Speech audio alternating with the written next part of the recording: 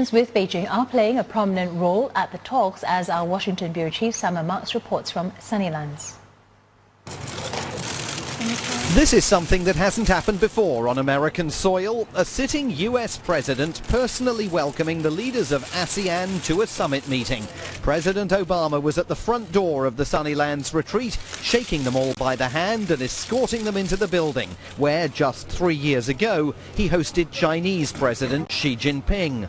It is my privilege to welcome you to this landmark gathering, the first US-ASEAN summit hosted by the United States. The president told the ASEAN leaders that this summit symbolizes America's new commitment to the region, a commitment he hopes will outlive his administration. He praised them for working to integrate their economies, and even though the White House had insisted a Chinese shadow wouldn't be cast over this meeting, he said it could help forge fresh cooperation to deal with the territorial dispute in the South China Sea. In recent years, the United States has increased our maritime security assistance to our allies and partners in the region, improving our mutual capabilities to protect lawful commerce and to respond to humanitarian crisis. Here at this summit, we can advance our shared vision of a regional order where international rules and norms, including freedom of navigation, are upheld and where disputes are resolved through peaceful legal means.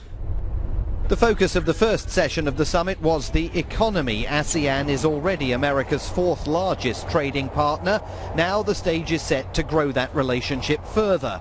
The conversation continued into the evening at an informal dinner that the Americans hoped would spark conversation on a variety of different issues.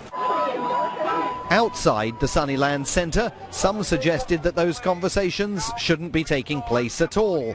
A protest zone was set up on the main road leading into the estate, and it was a lively venue for critics to voice their disapproval of the meeting. These protesters come from a variety of different countries and are championing a variety of different issues relating to Cambodia, Vietnam, Thailand and Laos.